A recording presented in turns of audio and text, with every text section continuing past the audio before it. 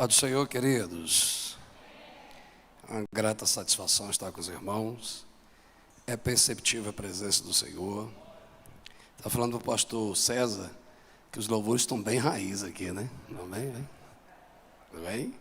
Aquela pegada continuista, né? Bem. Deus abençoe, pastor César. Obrigado pela receptividade. É um gentleman. Que o Senhor conceda graça a ti, a tua esposa e a tua família. Pastor Felipe, né? Achei massa lá, eu mandei uma escrita errada e depois eu corrigi e ele deu só a resposta, kkkk. É dos nossos. Deus te abençoe. Obrigado, abraçando os senhores, abraço os demais pastores e ministros. Faço menção aqui do Dr. Antônio Carlos Antônio Bandeira, meu amigo há 19 anos, né? E Mari, né? Que legal. Feliz demais por vocês. Apóstolo João, quando ele escreve a sua terceira epístola, ele diz uma frase bem interessante para um dos 3 obreiros que ele direciona. Um dos obreiros de Diótrefes, ele exorta. E Demétrio e Gaio, ele elogia. Mas ele começa a parte introdutória dizendo: como eu estou feliz e como estou alegre de saber que a tua vida vai bem. Feliz demais ver vocês congregando nesse ministério sério e cheio do Espírito Santo. Deus te abençoe. Queridos, sem demoras, abra as vossas Bíblias comigo. Carta aos Hebreus, capítulo de número 12, versículo de número 2. Carta aos Hebreus, capítulo de número 12. Eu peguei a Bíblia da minha filha, e a letra está tão pequenininha, porque depois dos 40, meu filho, só a graça. Capítulo 12, versículo 2, nos diz assim: olhando para Jesus, autor e consumador da fé, ao qual pelo gozo que lhe está proposto, suportou a cruz, desprezando a afronta, e assentou-se à destra do trono de Deus. A frase que aquece meu coração nessa noite, orando por vocês desde essa manhã, é essa expressão da parte A do versículo: olhando para Jesus, autor e consumador da fé. A carta aos Hebreus, ela tem na sua tradição cristã 2 polêmicas específicas. A primeira é quem é o autor, quem escreveu. A segunda polêmica, para qual região e qual povo definido que ela foi, porque ela só diz Hebreus. Mas na minha simplicidade, na minha limitação intelectual e teológica, eu entendo de uma escola bem antiga, que a gente chama escola biblicista, que é: a Bíblia não precisa de ajuda. Ela é a palavra, ela é a inspiração, ela é a palavra de Deus. Então o autor não está preocupado em dizer quem escreveu, mas eu me preocupo em que ele escreveu. E ele escreve um Cristo maior do que Moisés. Ele escreve sobre um Cristo maior do que os anjos. Ele escreve um Cristo que o seu sacrifício é maior do que todo o sacrifício do Velho Testamento. E uma das partes mais lindas que ele escreve é: com ousadia, pelo novo e vivo caminho, no sangue de Cristo Jesus, temos livre acesso à sua presença. E eu entendo que a carta ela é universal, por quê? Porque ela não alcança só o povo daquela época e a necessidade daquela época. Ela chega até nós. E a síntese interpretativa é que o autor faz uma parte apologética da superioridade de Cristo, do sacrifício de Cristo e da aliança de Cristo, mas ele dá motivações para que aqueles que aceitam o Messias no meio do povo judeu não recuem por causa da perseguição e da difamação que estes viviam. Humanamente, na sua estrutura cognitiva, aqueles que confessaram a Cristo naquele período, nas 3 hegemonias culturais, romana pelo seu poder bélico e político, os gregos pela sua influência intelectual e mística, e os judeus ortodoxos pela sua teologia e seu radicalismo. Essas 3 esferas comportamentais de influência social rejeitavam qualquer crente que dizia que Jesus era o Messias. Não era só a perseguição física, era econômica, social, era ser rejeitado. Então, numa ótica humana, da percepção antropológica, aquele que não tem direito a conviver em sociedade, a comer, a trabalhar, porque se dizia que era crente, perdia-se o emprego, perdia-se o comércio, perdia-se o direito. Mas ele vem e diz: ei, carta aos Hebreus capítulo 10, vós necessitais de perseverança, porque aquele que há de vir, virá. Aleluia. E ele vem e diz: nós não somos daqueles que recuam, somos daqueles que perseveram, porque aquele que busca um Cristo eterno, do sacrifício eterno, que tem consciência da soteriologia, que nunca trabalha pela meritocracia, mas trabalha pela graça, que é um ato que eu não mereço, mas eu recebo o privilégio porque necessito. Eu e você não temos o direito de olhar para o céu e dizer: eu mereço ser salvo, mas eu e você temos toda a consciência de dizer: eu necessito da salvação. Pastor, o que o senhor quer pregar? Aí ele traz motivos e inspirações que humanamente temos todas as justificativas nessa situação contemporânea da desorientação científica, da desorientação social, política, da pluralidade de informações de morte, podemos dizer, enaltecer a destruição. Tem muita gente recuando.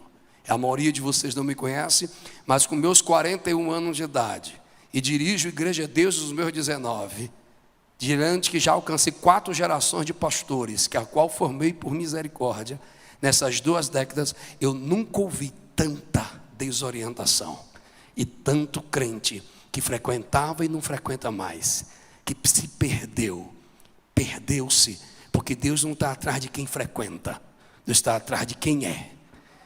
Aleluia. Alguém já está entendendo? Só persevera diante da dor é daquele que sonha com o céu. Vou repetir: só persevera diante da dor é daquele que deseja o céu. Porque se eu sirvo ao Senhor por conveniência, o espírito de perseverança não é para mim. Mas se eu sirvo ao Senhor por excelência, eu tenho um propósito para existir. Vem dele, é para ele e é através dele. Quem me ajuda a glorificar?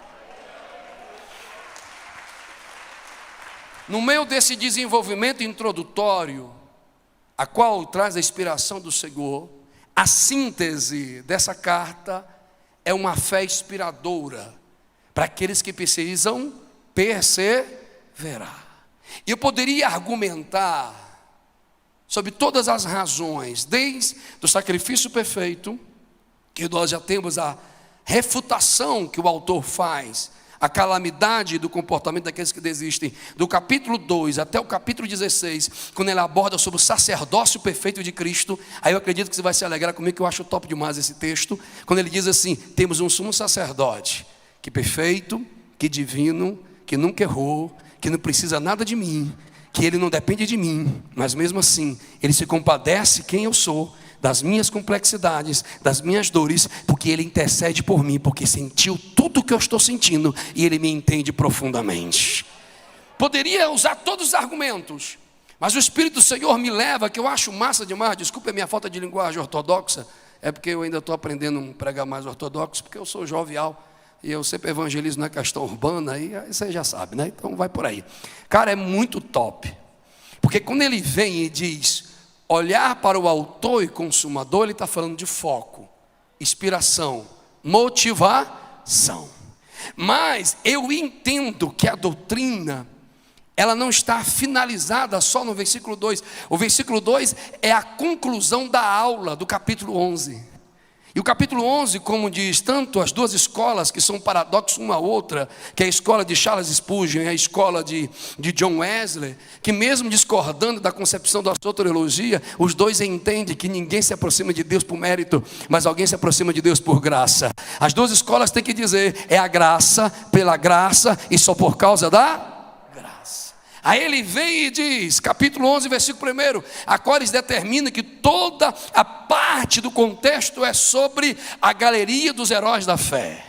Aí é top demais quando ele começa a dizer no versículo 1, dizendo: oi, a fé é o firme fundamento das coisas que não se veem, e certeza das coisas que se esperam.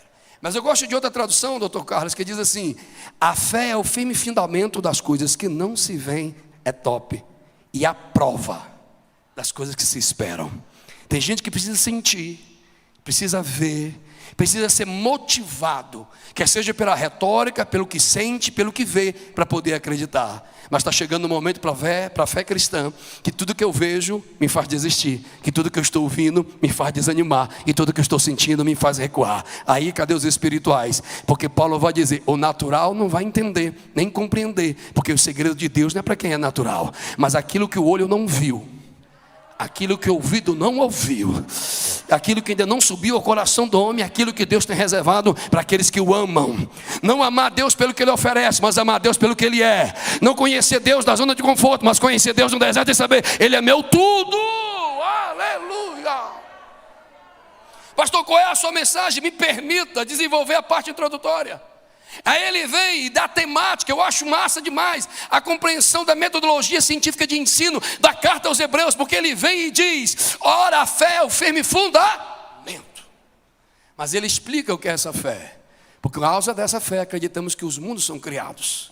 Aí vem algo lindo, que tanto a concepção de crença espírita e budista, que trata sobre a evolução da alma e do espírito, pelas obras do homem, ele vai evoluir em karmas para poder se aproximar da criação. Ou como diz a confissão do credo católico, que diz em 537 depois de Cristo, que aquele que morre não pode se aproximar do Criador enquanto não passar pelo purgatório, e aqueles que tiverem em vida intercederem por ele. Ou como diz Allan Kardec, eu preciso reencarnar muitas vezes para que um dia eu evolua e me aproxime do Criador. Ou como diz a concepção da teologia islâmica, eu preciso ter a guerra santa para poder ser fiel e me aproximar do Criador. Aí Deus pega, como é top demais, um caba como eu, um cearense de 1,66 m, calçado, lá da favela chamada Inferninho, lado do lixão de Fortaleza, neto de uma avó analfabeto, filho de um pai semi-analfabeto, e até os 17 anos de idade semi-analfabeto e alcoólatra. Aí vem aquela mensagem, Jesus salva, Jesus cura, Jesus liberta, Jesus batiza com o Espírito Santo. Aí eu aceito Jesus, é como diz Paulo, acho que os pentecostais chegaram, é como diz Paulo, 1 Coríntios, capítulo número 10, versículo de número 26, preste muita atenção à vossa vocação, que Deus não chamou muitos fortes, sábios e poderosos, mas Deus chamou para a salvação, e dentro da salvação escolheu o fraco para confundir o forte, o louco para confundir o sábio, e aí é top, ele escolheu aquele que não é. Elohi, Sabaô, Yeshua, Hamagai, Terrácia. Ele chama o que não é, ele faz existir. O maior poder inclusivo e transformador, tanto de um socioeconômico, sociocultural, e o mais lindo que Freud nunca vai entender, sobre a síndrome de Édipo, que a maioria de nós deveríamos ser a imagem do meio, ou a imagem paterna e materna. Aí vem o Evangelho, eu quebro paradigmas, eu quebro o comporto, porque o Evangelho é poder. Qual é a sua mensagem, pastor? Deixa eu lhe dar um tema. A fé perfeita. Qual é a fé perfeita? O autor vem e diz, eita, pela fé, versículo 5, nós nos aproximamos de Deus, não por mérito, não por karma, não pelo purgatório, não por Alá, não por Allan Kardec. Nós nos aproximamos cheio de pecados, cheio de complexidades, cheio de limitações. Nos aproximamos daquele, se tu não reagir, desculpe, o problema é seu. Nos aproximamos daquele que é santo, que é perfeito, que é onipresente, onipotente, que não precisa nada de mim, mas Ele é Deus. Nos aproximamos dele não por mérito, mas nos aproximamos porque acreditamos. Eu posso estar no pior lugar, mas se eu tiver o melhor Deus que existe, esse lugar é meu paraíso. Alguém está me entendendo? Quem veio buscar a face desse Deus, lance as mãos ao céu, me ajude a adorar, me ajude a adorar. Aleluia. Cara, ele dá uma aula, é top demais, porque ele diz, esta fé é a razão de nos aproximar a uma ponte. Aí ele começa a dar exemplos. Gostaria que vocês dessem um sorriso, vocês estão me dando medo. Ah não, vocês estão de máscara, deixa para lá. Ei, pela fé Abraão venceu, pela fé Sara venceu, pela fé Moisés venceu.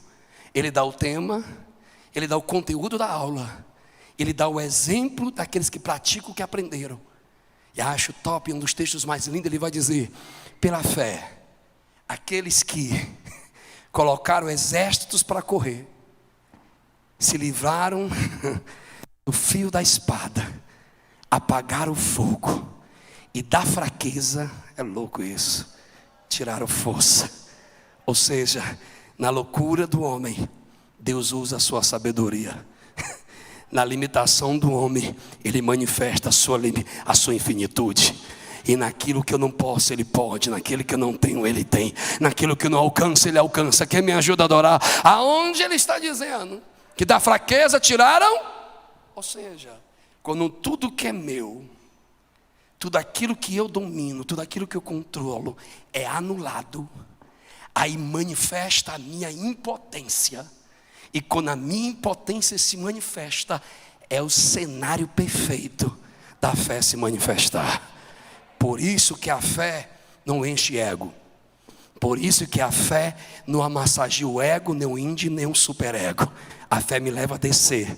A fé me leva a depender. A fé me leva a humilhar. A minha fé me leva a depender. A fé não me leva a perguntar o porquê. A fé me leva a dizer para quê. Hoje é um dia que o Espírito Santo está visitando alguém.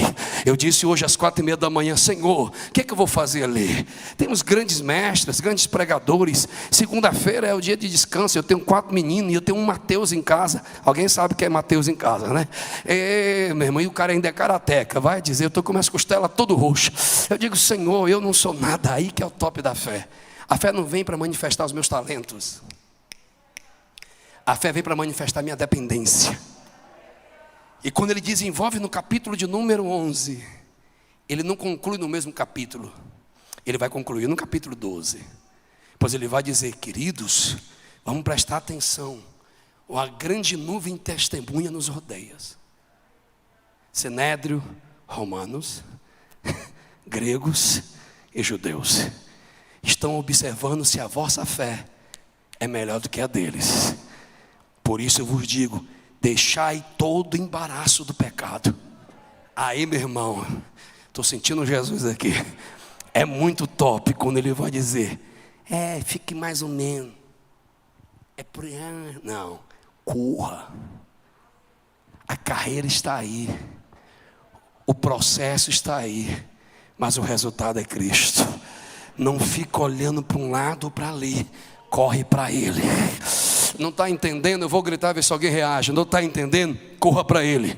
Não está sentindo? Corra para Ele. Não está recebendo? Corra para Ele. Não está conseguindo ver? Corra para Ele. A fé não é indagação. A fé é trazer à existência o que já existe. A prova do milagre não é o que eu sinto. A prova do milagre é o que eu acredito. Pastor, o que é a fé perfeita? Primeiro ponto, precisamos identificar o que não é. Primeiro, fé natural. Segundo, fé cultural. Nunca será uma fé perfeita, porque a fé perfeita diz: olhai para o autor e com...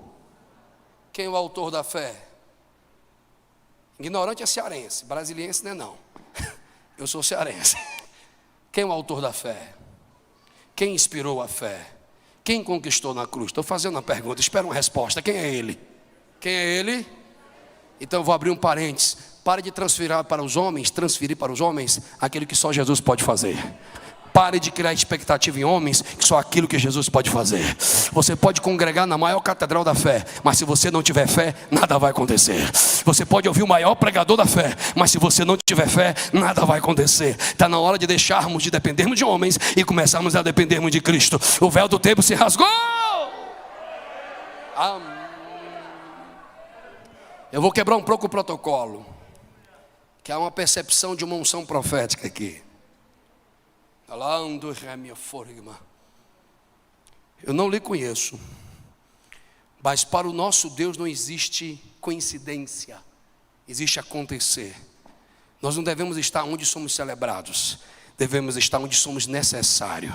Tu está no lugar certo, no tempo certo, e o nome do Senhor será glorificado, porque em vez de vergonha, diz o Senhor, dupla honra. Espera mais um pouco, aguenta mais um pouco, que o nome dele vai ser glorificado na tua vida. Eu sinto a presença dele neste lugar. Ei, o Espírito do Senhor me envolve e manda perguntar a mim e a você: o teu foco está em quem?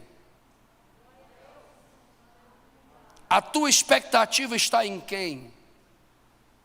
Disse o Senhor para João Batista, mesmo João Batista, meu pai do amado pastor César, olha como é louco isso. Ele tem a primeira experiência com o Messias no ventre. Ele é parente do Messias. Ele reconhece o título do Messias. Ele vê e ouve o que o Messias faz. Mas quando ele é retirado da sua zona de conforto, porque está no deserto pregando é bom demais, sente o calor do sol, a brisa soprando, o rio rolando, mas quando ele é levado para o cativeiro, para a prisão, aí meu irmão, olha o que João Batista diz: manda perguntar ao Messias se é ele, é o Messias mesmo. Olha só, parece irônico. Ei, quando nós vivemos os dilemas da vida, não é para ser respondido pela nossa emoção, é para ser respondido pelo que acreditamos. João disse: eu reconheci ele como Messias, então rejeitei o trono de Herodes. Eu reconheci ele como Messias, eu renunciei o título que era para mim. Eu reconheci que ele era o Salvador, e eu estou ouvindo falar que ele está curando, eu estou ouvindo falar que ele está libertando, mas eu continuo na prisão. Ei, meu irmão, não faça a sua vida uma comparação com a dos outros. Aquilo que Deus tem que trabalhar em mim, não é necessariamente que ele tem que trabalhar em você. Pare de esperar interpretar a vontade de Deus segundo as suas emoções. Comece a interpretar a vontade de Deus segundo o propósito. Se ele não quer que você seja rico, é ele que está no controle. Se ele quer que você seja pobre, seja crente pobre. Se ele quer que você seja rico, seja crente rico. Mas a tua vida é para depender dele. Quem me ajuda a adorar aqui? Já vou sintetizar.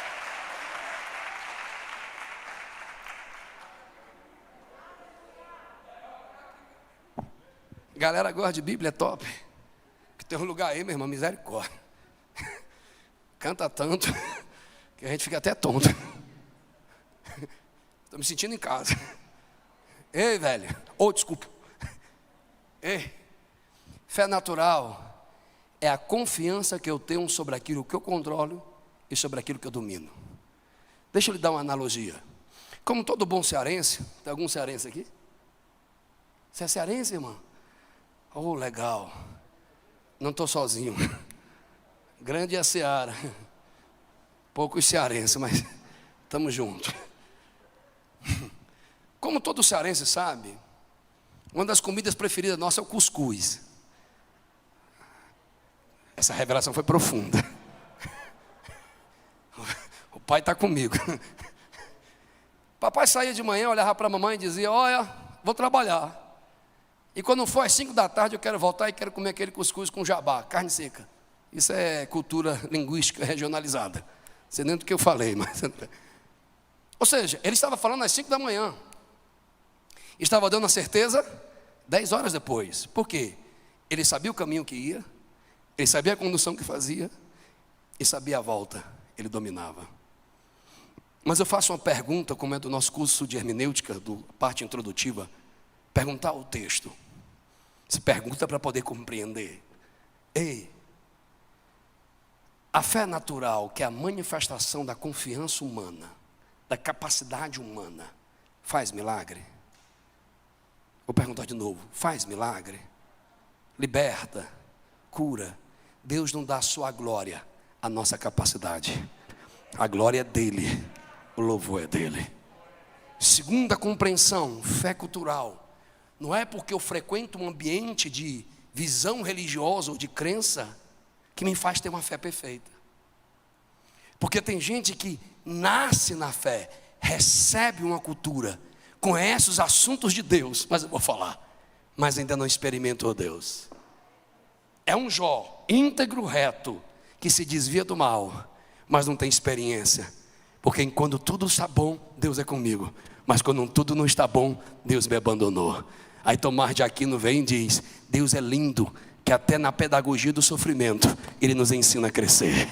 Quem quer crescer tem que passar pelo deserto. Quem não quer passar pelo deserto, aí eu vou falar. Nós vivemos uma geração emocionalmente infantilizada. Quer ir tudo no seu tempo, no seu momento e na sua hora. E menino birrento, desculpa a minha falta de cultura, só vai, tá gravando não, né?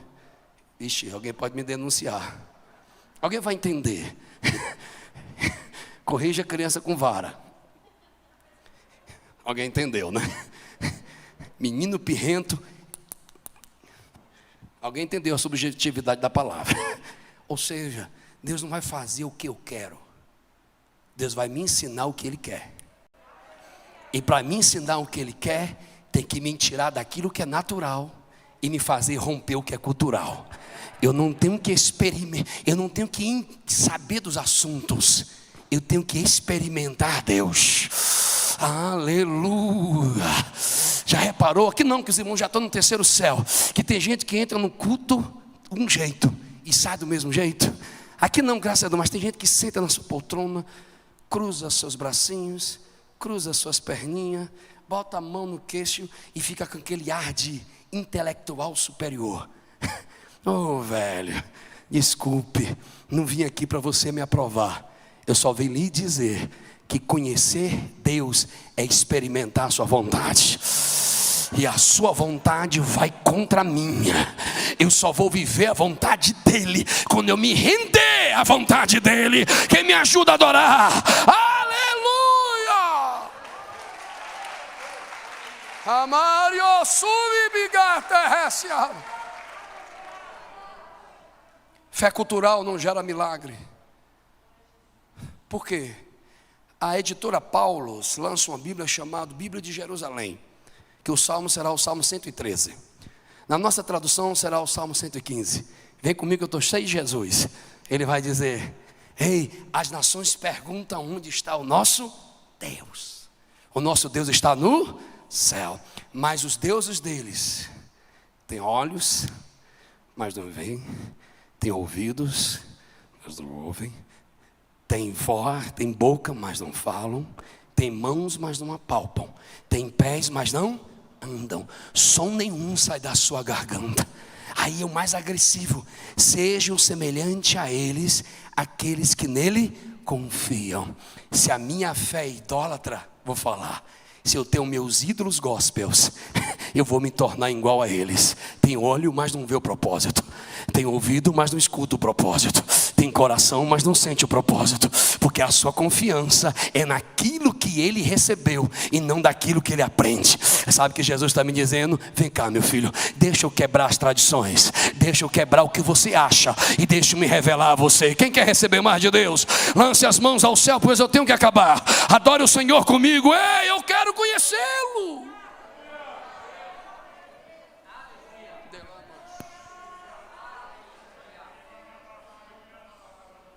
O que eu acho mais confrontador, que Jó, na sua integridade, tendo testemunho de Deus e tendo respeito das trevas, teve que admitir que mesmo na sua integridade, ele falou: eu só te conhecia de ouvir. Qualidades não é intimidade. Vou repetir: qualidades morais não é intimidade. Frequentar a igreja não é intimidade. Ser igreja é intimidade. Não é o lugar, é o Deus que tu invoca. Aí alguém vai adorar comigo, não é possível. Por isso que Jó entrou no processo da pedagogia do sofrimento. Deus tira tudo que Jó tem, para que Deus seja o seu tudo. Alguém pegou, vou repetir: Deus tira tudo que Jó tem, para que Deus seja o seu tudo. Eu vou repetir mais uma vez: enquanto Deus não for o meu tudo, então Ele não vai me dar tudo para que eu possa viver. Ele só vai me dar o necessário. Mas quando eu faço de Deus o centro da minha vida, Ele vai me dar tudo dentro do seu propósito. Levante a mão para receber uma profecia. 2022 é o ano da recompensa daqueles que não desistiram. Quem acredita nisso? Quem acredita?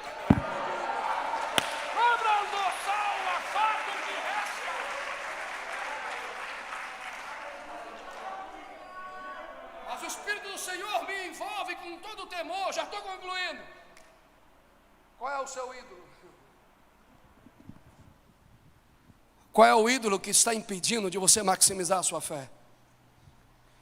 Qual é o tipo de dependência que você tem dos outros que te impede de ter experiência com Deus?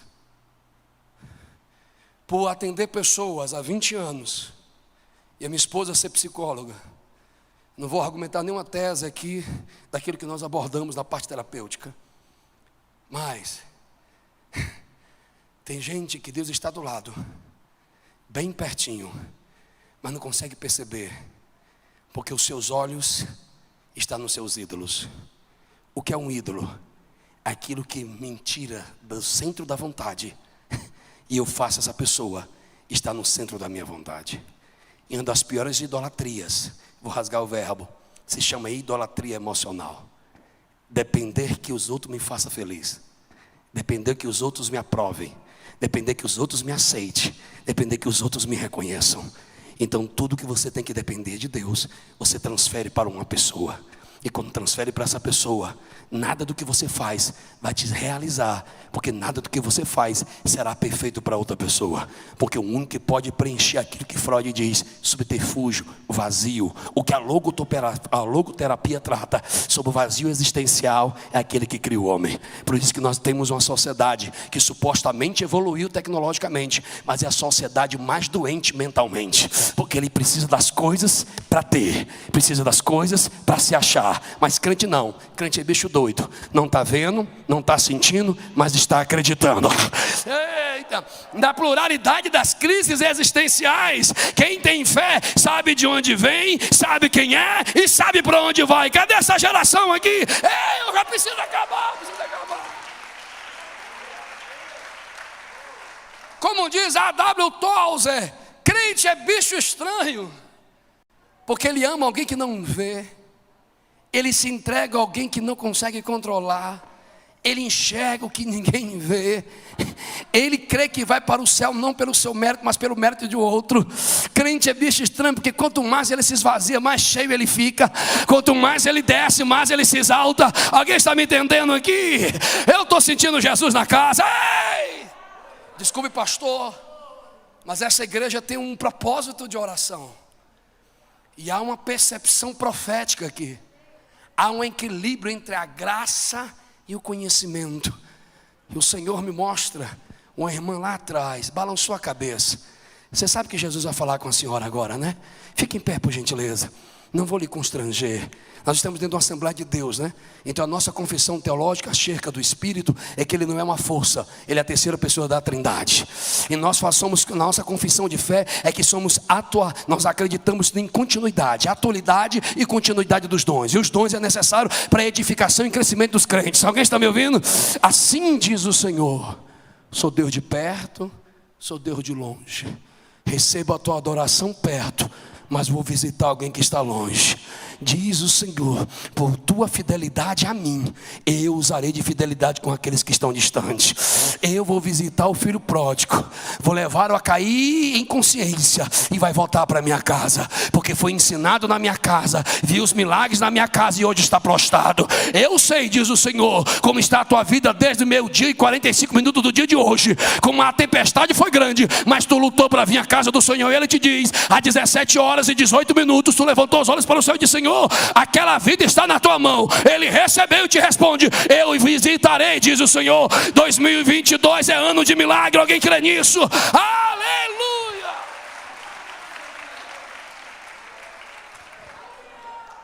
Fé perfeita, termino aqui, nunca pode ser natural, nunca pode ser uma experiência dogmática, cultural, religiosa. Eita, vou deixar o povo adorar. O Espírito do Senhor está visitando alguém. O Espírito do Senhor está abraçando alguém. Aleluia! É eu, Senhor, que sei o pensamento que tenho sobre vós. Não pensamentos de mal, mas de paz, para vos dar um futuro apropriado. Quem chama é o Senhor. Quem separa é o Senhor. Quem capacita é o Senhor. Quem envia é o Senhor. Mas quem cuida é o Senhor. Olha nos meus olhos, lançai sobre Ele toda a vossa ansiedade, porque Ele tem cuidado de vós. Está difícil, mas não para de adorar, que na hora certa tu verás que eu ressuscito o vale de ossos secos e faço um exército. Eita, há uma atmosfera linda. Eu vou usar profetizar. Haverá culto de ação de graça na casa de alguém.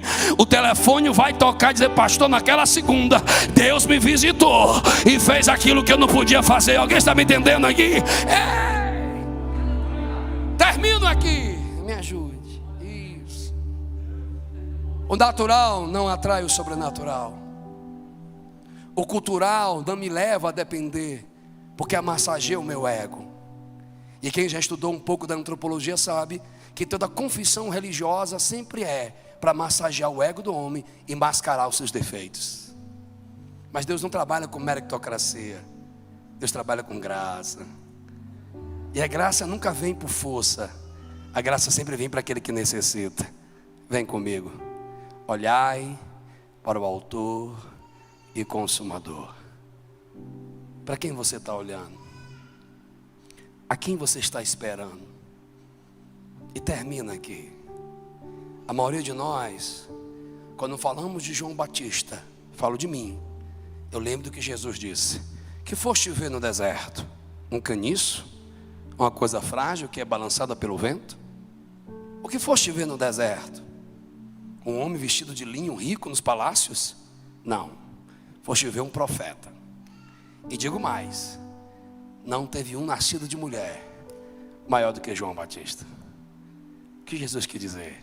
O ministério dele foi pleno, porque antes de eu nascer ele me conheceu, e em vida me viu, e em vida me ouviu. Vem comigo. João Batista era o pregador mais famoso na época. As 3 escolas teológicas faziam de João Batista um foco de experiências, se esse era o Messias.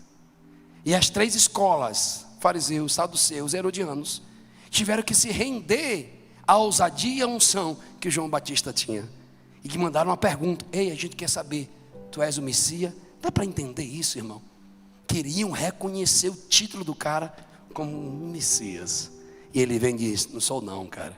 O Messias é antes de mim, é depois de mim, é maior do que eu. A Bíblia nos diz que ele ainda no ventre da mãe. Quando Maria chega, já com o milagre do Espírito Santo e Jesus no seu ventre, quando ele chega, a Bíblia nos diz que Isabel é tomada pelo Espírito e a criança pula no ventre. Quando Jesus chega para ser batizado, a fama de João é grande, que as pessoas deixavam de estar no templo para estar lá no Jordão. Olha como era a fama e o ministério deste homem. Mas o Espírito Santo me toma para dizer uma revelação. Não estou nem no sermão. A gente pode profetizar, falar em línguas, frequentar a igreja, mas não deixamos de ser seres humanos. E quando nós estamos em prisão emocional, financeira, ministerial, ou eu acredito que a maior crise, que é a crise vocacional, a gente duvida. Será que realmente Deus está me usando? Será realmente que Deus é comigo? Porque a gente quer interpretar a nossa realidade naquilo que sentimos, e deixamos de interpretar a nossa realidade naquilo que acreditamos. Aleluia. Mas a Bíblia nos diz que mesmo João, posso parafrasear, na sua crise vocacional, em nenhum momento Jesus desprezou, em nenhum momento Jesus condenou, e em nenhum momento Jesus rejeitou. Jesus disse assim: bem-aventurado é aquele que não se escandaliza em mim. Sabe o que Jesus quis dizer? Todos podem te decepcionar, mas se a tua fé é em mim, eu nunca vou te decepcionar. Aleluia. Eu me lembro com 18 anos, e concluo aqui, os irmãos já estão cansados, com 1 ano de crente. Ai, não é para rir não, tá? Com a minha bermuda da Ciclone, minha camiseta da Cobra d'Água,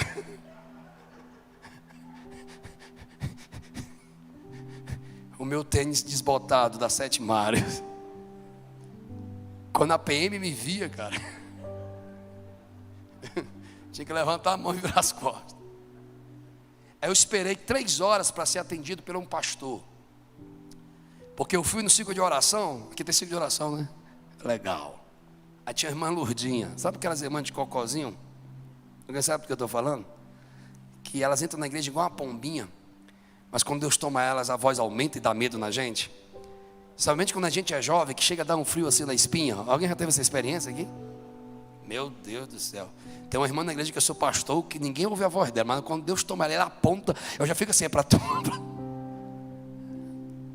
Deus tomou aquela irmã e disse: assim diz o Senhor, firma na minha presença, porque os teus sonhos serão delírios para os homens, mas aonde eu te levar, tu vai lembrar do que eu sou fiel àqueles que me buscam. Aí eu empolgado, porque eu vi aquela promessa, e fui lá no pastor, e queria que o pastor, Deus me disse que eu vou ser pregador. Olhai para o autor, bem mais do que feliz aquele que não se escandaliza, aquele que não perde a fé, aquele que não desanima, aquele que não recua. Ele está olhando para Jesus. Aleluia. Aquele homem que eu admirava, aquele homem que eu criei expectativas, o meu ídolo. Contei para ele o meu sonho. Ele perguntou: tá bem, quem é o seu pai aqui? Quem é o pastor aqui? Quem é o ministro aqui? Eu disse: não, meu pai é o seu Isídio, cadeirante, perdeu as 2 pernas por causa da nicotina de cigarro, teve que amputar, deu uma trombose, alcoólatra. Quem é a sua mãe aqui? É uma missionária? Eu disse: não, minha mãe é dona Quinquinha, é espírita, tem um bar e vende bebida e churrasquinho para sustentar os 5 filhos. Ah, tudo bem. E você, qual é a sua formação acadêmica? O que você tem para oferecer? Eu disse: eu só tenho meus sonhos. Ele bateu no meu ombro e disse: meu filho, tem sonhos e tem delírios. Volte para casa. Mas não voltei. Eu fui para um culto. Olhai, o meu natural foi destruído, o meu cultural foi rejeitado. Eu sentei no último banco daquelas Assembleias de Deus antiga, e quando você senta no banco fica cheio de farpa de madeira. Alguém sabe o que eu estou falando aqui? As irmãs detestam. Aleluia. Sabe aquele culto que o pai quer nos colocar no colo e dizer: eu sei dos teus dilemas. Aleluia. Estou no último banco, caí de joelho. Se tu crê ou não, é minha experiência. Lá vem a irmã Lourdinha, com a mão na testa, marchando. E aquelas da Assembleia de Deus do Nordeste, bem comprida, que você fala aqui, pai, vai chegar lá. Rapaz, aquela irmã foi onde eu estava. Eu não sei porque tem que bater na gente, né? Tem umas irmãs que só profetiza batendo. Ela me deu 3 tapão, assim. Me colocou em pé, deu logo no peito. Pá! Eu vi o que o homem disse. E te digo, tu buscasse na pessoa errada, porque é eu, o Senhor, que sustenta a tua fé.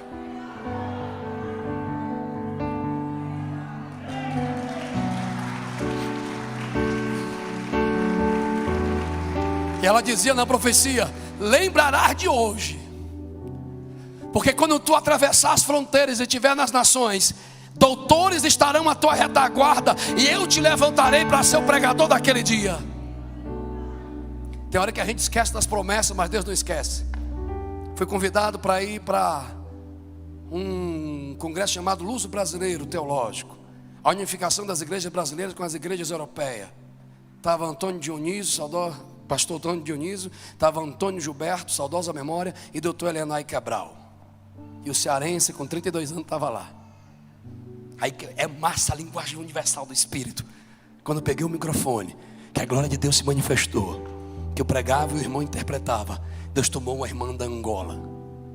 Eita, irmã arretada. Ela veio do mesmo jeito da irmã Lourdinha. Apontou para mim: lembra, moço, que era delírio para os homens? Olha onde eu te trouxe. Fica olhando para Ele, firma nele, confia nele. Eu vou gritar, ver se os pentecostais chegaram. Josué capítulo 21, versículo 45. De todas as boas palavras que Deus falou à casa de Israel, nenhuma falhou, e todas as suas promessas se cumpriram. Quem tem fé tem promessa. Quem tem promessa aí, se coloca em pé, por favor.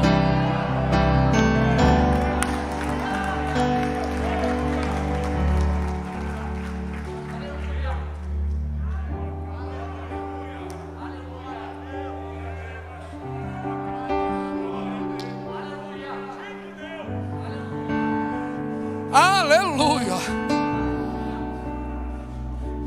Eu acho que hoje é um dia que o Senhor pode quebrar o protocolo, né? Hoje a senhora não precisa de prata nem de ouro. A senhora precisa hoje de fortalecimento. E hoje o Senhor te diz: eu tenho um abraço para ti. Porque uma das piores ausências que são presentes estão do lado, mas não conseguem nos ver, nos sentir. Mas o Senhor ouviu, não foi uma murmuração, foi uma indagação. Senhor, tu ainda me abraça? Senhor, tu ainda está no meio dos meus? Está sim. E eu preciso que uma irmã cheia do Espírito Santo abrace essa irmã, porque hoje ela precisa de um abraço. Olha essa graça. Se eu fosse você, eu adorava. Se eu fosse você, eu ficava, aleluia. Está chegando um tempo para essa casa de grande avivamento. Ei, as pessoas vê o nome, vê o momento, mas não vê o processo. Mas o Senhor me visita e diz: tem uma geração aqui que plantou em lágrima. Tem alguns que já vieram, já foram, observaram, visitaram, mas tem uns que criaram raiz. E o Senhor manda eu dizer: vai colher, vai colher, vai colher. Confiando em nosso Deus e em seu eterno amor, não seremos abalados, não seremos abalados, não seremos abalados. Confiando em ti, Jesus, confiando em nosso Deus e em seu eterno amor, não seremos não, hey, não seremos abalados.